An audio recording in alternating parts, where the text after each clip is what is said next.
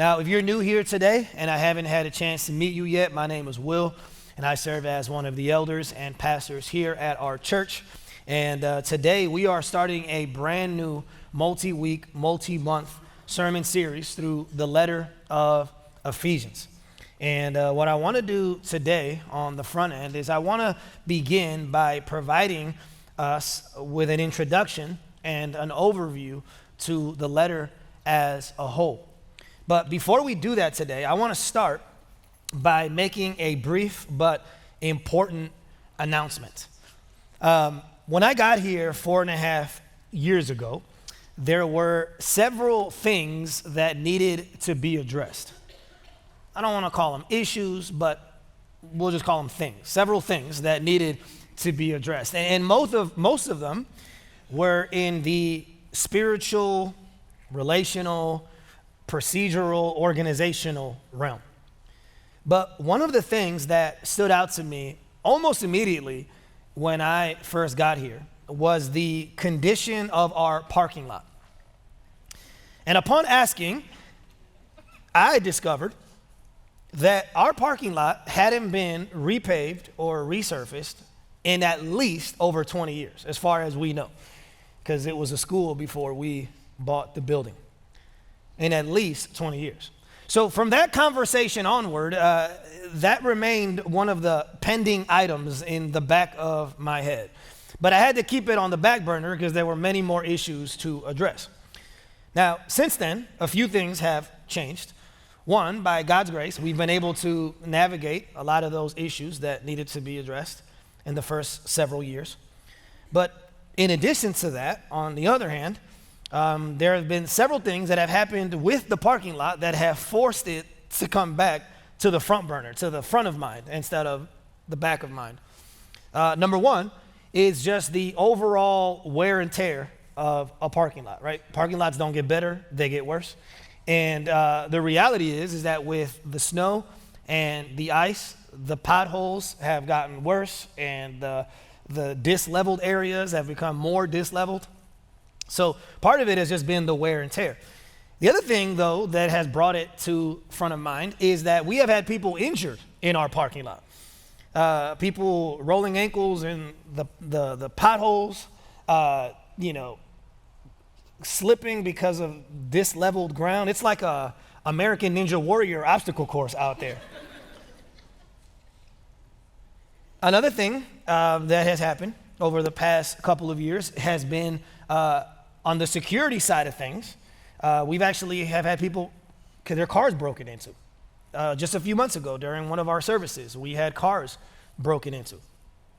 And then lastly, the fourth contributing factor that has brought this back to the front burner in my mind is the fact that when we changed our name to Mission Church, as many of you know, there was a lot of shifts that happened even out in the courtyard, right? There was new signage, there's the new name, everything's all nice and fancy, and then as you're walking up to it, you got to go through this parking lot that doesn't match the vibe that the building has, right? So one of the reasons why this has become more important over the last several months is because we really want to create a welcoming atmosphere, and the parking lot doesn't really produce that. Here's something you may not know about our church is that not only is the parking lot used on Sunday mornings for ministry, but it was also full on Tuesday nights and on Wednesday nights because of ministry. And that's not even including the fact that every day we have people who are going to our coffee shop, The Hub. And praise God that the people who have gotten hurt in our parking lot have been people at our church who decided not to sue us, right? Because it can easily be someone going to The Hub and then it's a whole different conversation, right? Got to resurrect Johnny Cochran. So a few months ago, I approached the elders about this subject, and after discussing it, we decided, okay, this is something that needs to be addressed. Now, one of the things that I'm very grateful for is I am very grateful for the financial stewardship of our finance team. So every staff has a finance team or a finance member, right? And we have a finance team on our staff. And one of the things that I am grateful for is for how they have stewarded the financial resources that you guys have entrusted us with. And because our building is older, what we've done over the years is we have set aside funds for the building. And so if you have been paying attention, you might have seen that over the past few years, we've seen the facility improve bit by bit. So one of the things that we did is we remodeled the theater in order to have more space for ministry. We also remodeled the loft, which is on the second floor, in order to have more space for Wednesday night classes and for our crew ministry. The other thing we did was we went into the classrooms and we repurposed the classrooms, again, in order to have more space for ministry. So we've been using those funds for that. But in addition to that, something that I discovered as I started asking questions about our facilities fund is that this building, because it's so old, doesn't have central air. So this building gets warmed up and cooled down with these big chillers, these big things on top of the roof. And so to move a building this size and this old from a chiller model to a central air model takes multiple years and multiple millions of dollars. And so we've set aside money for that. We've been doing that year by year, and we're working through that plan. So I say all that to say this.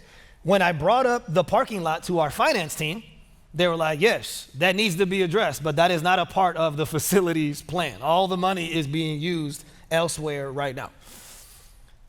But they also realized, like I had, that our current maintenance efforts of just filling up potholes, right, was not a good plan going forward. It was not a good use of resources going forward.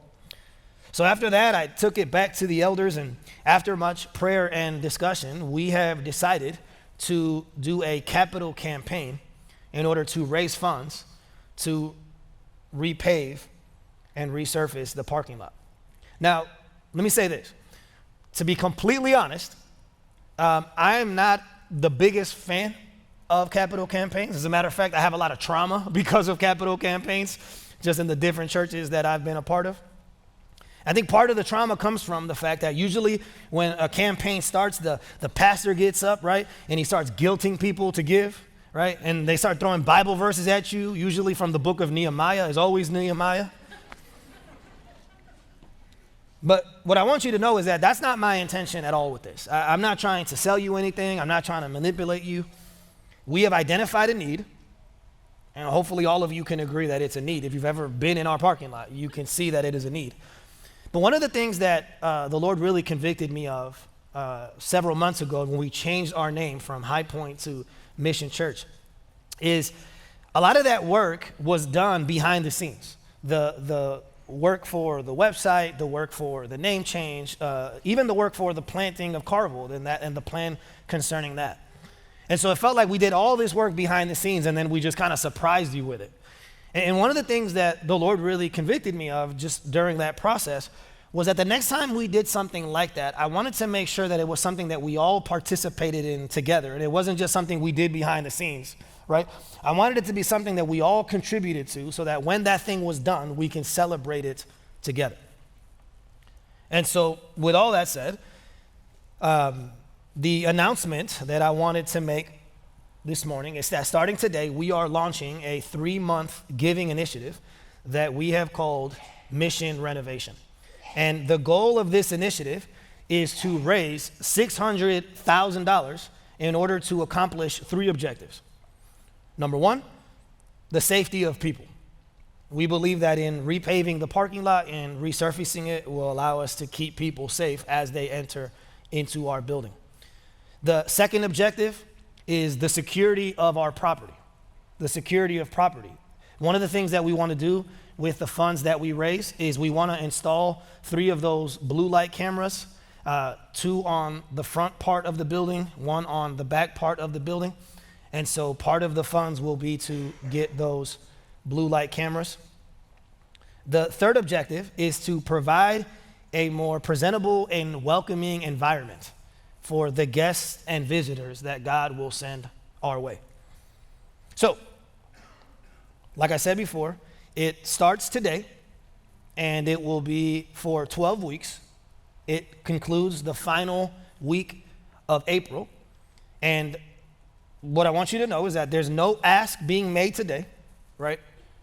But here are the steps that we are asking you to take.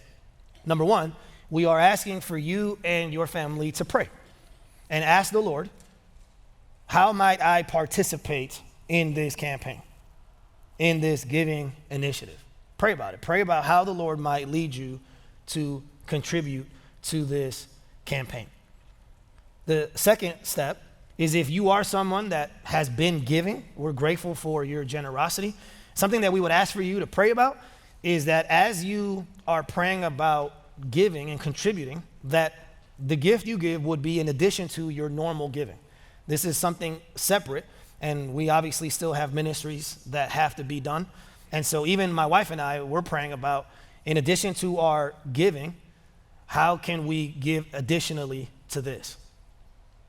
And then for the third step, this is for the people who have not been giving. If you've never given before to Mission Church, I can't think of a cooler opportunity to start giving than to contribute to something like this. And so as you pray, if the Lord leads you to give, this can be a great opportunity to step into giving.